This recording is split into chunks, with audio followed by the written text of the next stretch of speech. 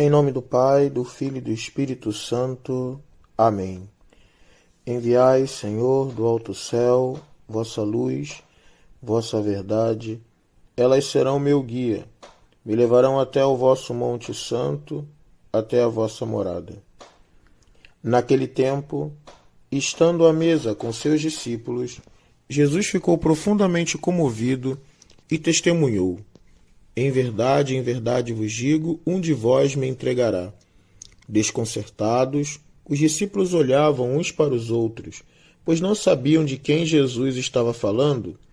Um deles, a quem Jesus amava, estava recostado ao lado de Jesus. Simão Pedro fez-lhe um sinal para que ele procurasse saber de quem Jesus estava falando. Então, o discípulo, reclinando-se sobre o peito de Jesus, perguntou-lhe: Senhor, quem é? Jesus respondeu: é aquele a quem eu der o pedaço de pão passado no molho. Então Jesus molhou um pedaço de pão e deu a Judas, filho de Simão Iscariotes. Depois do pedaço de pão, Satanás entrou em Judas. Então Jesus lhe disse: o que tens a fazer, executa-o depressa. Nenhum dos presentes compreendeu por que Jesus lhes disse isso. Como Judas guardava a bolsa, alguns pensavam que Jesus lhe queria dizer: compra o que precisamos para a festa, ou que desse alguma coisa aos pobres. Depois de receber o pedaço de pão, Judas saiu imediatamente. Era noite. Depois que Judas saiu, disse Jesus: agora foi glorificado o Filho do Homem, e Deus foi glorificado nele. Se Deus foi glorificado nele, também Deus o glorificará em si mesmo, e o glorificará logo. Filhinhos, por pouco tempo estou ainda convosco.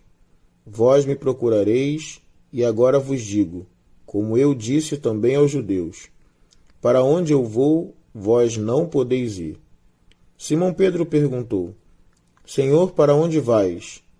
Jesus respondeu-lhe: para onde eu vou, tu não podes agora seguir, mas me seguirás mais tarde. Pedro disse: Senhor, por que não posso seguir-te agora? Eu darei a minha vida por ti.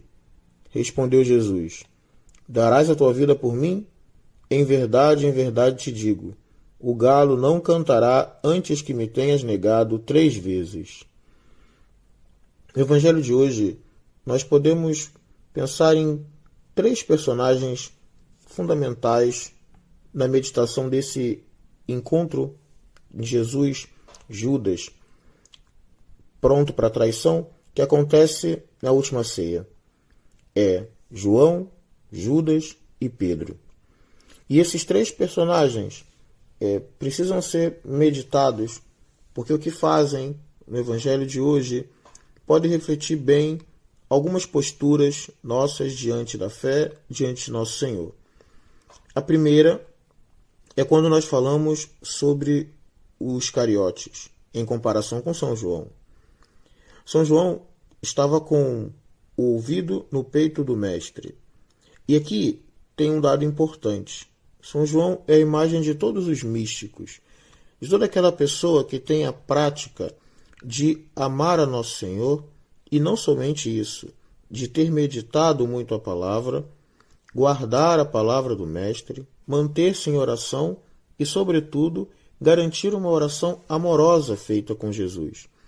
Oração amorosa é daquela pessoa que tem a prática de, ao ouvir a palavra de Deus, sentir uma alegria profunda por causa dela, só de imaginar poder ficar muito tempo meditando e conhecendo mais sobre Cristo, isso o anima, o alegra, e os bens espirituais que vêm de Nosso Senhor são sempre uma razão de alegria para ele.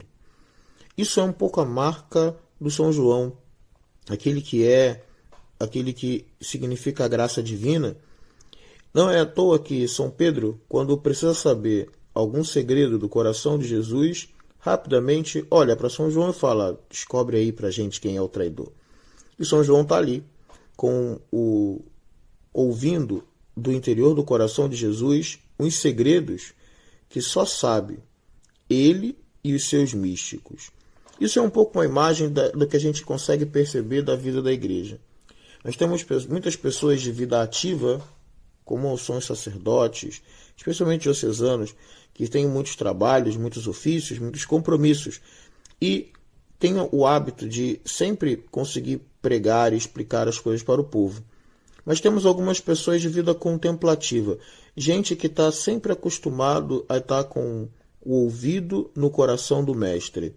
Essas pessoas de uma vida mais contemplativa, como são vários monges e vários santos da história da igreja também, são aquelas pessoas que, por estarem acostumadas a ouvir a voz do mestre, a ouvir o coração de Jesus, elas sempre têm alguma coisa a falar para aqueles de vida ativa, como é o caso de São Pedro, e contar também os segredos, até os segredos da traição.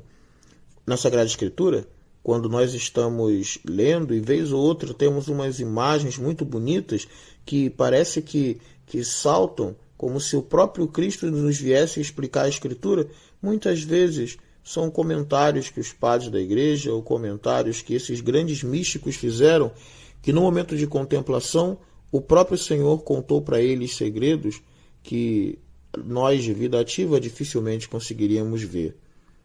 Mas, diferentemente do São João, que tá ali sofrendo junto com Jesus pelo risco da traição, tem também o Judas Iscariotes, que é alguém que está ali, mas que parece que de maneira falsa. Porque nós sabemos do Evangelho de que Judas tinha combinado de entregar Jesus, que tinha contato, conversa habitual com os fariseus do templo, que era alguém que, como nós ouvimos no Evangelho de ontem, que roubava a bolsa comum.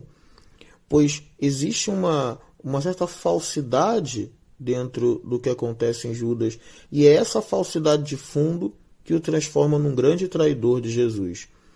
A falsidade de que externamente ele está na última ceia. Externamente ele estava no lava-pés. Jesus lavou o seu pé, quando nosso Senhor mostrou um sinal de humildade. Jesus, ao mesmo tempo, ele estava na última ceia, ele viu a transubstanciação, ele viu o ensinamento final de Jesus, até uma certa tristeza que o Cristo sentia. O início do Evangelho fala que ele estava comovido.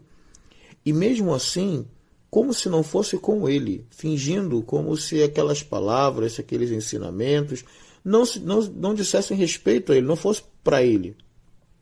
Lembrando, inclusive, que na ceia era muito comum cantar alguns salmos. E num dos salmos que se cantava, né, na ceia judaica, era aquele que falava da pedra que os pedreiros rejeitaram. E esse salmo se relaciona a Jesus Cristo. O próprio Cristo fez essa analogia. A pedra que os pedreiros rejeitaram tornou-se agora a pedra angular. Esse é um salmo que se canta nesse dia. Pois imagina, Judas Iscariotes sabia que Jesus era a pedra que os pedreiros rejeitaram. E ele, ajudando aqueles que o rejeitaram, era de fato uma dor impressionante para quem amava Nosso Senhor. Mas aqui está uma marca da traição.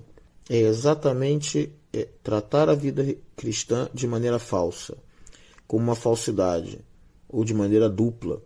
A marca do Judas Iscariotes é o cristianismo vivido de maneira dupla. E quando se vive assim, esse sim age como Iscariotes, porque fala as coisas santas, ou está no meio das coisas santas com a boca, mas a alma está em outro lugar. Como alguém que diz que ama o Cristo, ou diz que tem uma vida religiosa católica, mas no fundo a alma está em outro lugar. É diferente do místico. O místico está de corpo e alma entregue a Nosso Senhor para ouvir o coração de Cristo. E o traidor só quer um pedaço de pão molhado em alguma coisa para satisfazer as suas vontades. É curioso que na última ceia em que Jesus entregou a si mesmo a Eucaristia, Judas Iscariotes ficasse satisfeito com um pão molhado num molho simplesmente, ao invés de buscar mais sobre o Mestre. Por fim, nós temos São Pedro. E esse é, como eu falei, uma imagem de uma pessoa de vida ativa, de aquele que governa, que tem que governar a igreja por mandato de Nosso Senhor Jesus Cristo. E Essas pessoas, embora tenham um grande amor, e ninguém nunca duvidou do amor de Pedro por Jesus. Quando São Pedro pede para o São João, para o místico, descobrir lá o que quer, ele está querendo resolver o problema mesmo. Quem é o traidor que eu vou resolver agora esse problema? É típico de quem ama, né? Eu não vou saber quem é não, mas o Joãozinho ali vai saber. Então, por favor, vai lá, João, e resolve. Descobre pra gente. Só que não é isso. Mas também, muitas vezes tem uma tentação, que é a tentação do orgulho. A tentação de como é alguém de vida ativa, de que resolve as coisas. São Pedro diz, eu vou dar a vida por ti, eu vou morrer por ti, como que não? Traição é uma coisa que eu não admito. E Nosso Senhor fala da negação de Pedro, anuncia a negação de Pedro. Essa negação, ela existiu para aumentar, para conseguir a humildade. Na realidade, é como se Nosso Senhor falou, eu acabei de fazer o lava-pés, não deu para entender, então eu vou deixar que o orgulho de São Pedro o leve a uma lágrima amarga, porque assim ele vai entender a importância da humildade. E aí da próxima vez, quando o Nosso Senhor encontrar com ele e perguntar se tu me amas, ele vai falar com maneira mais humilde e não mais com um certo orgulho altivo de dizer que eu não te trairei porque sou mais forte, porque é forte por qualquer coisa.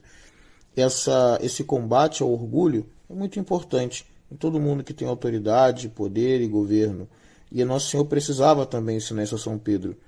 E aqui é bom sempre ter isso claro na cabeça.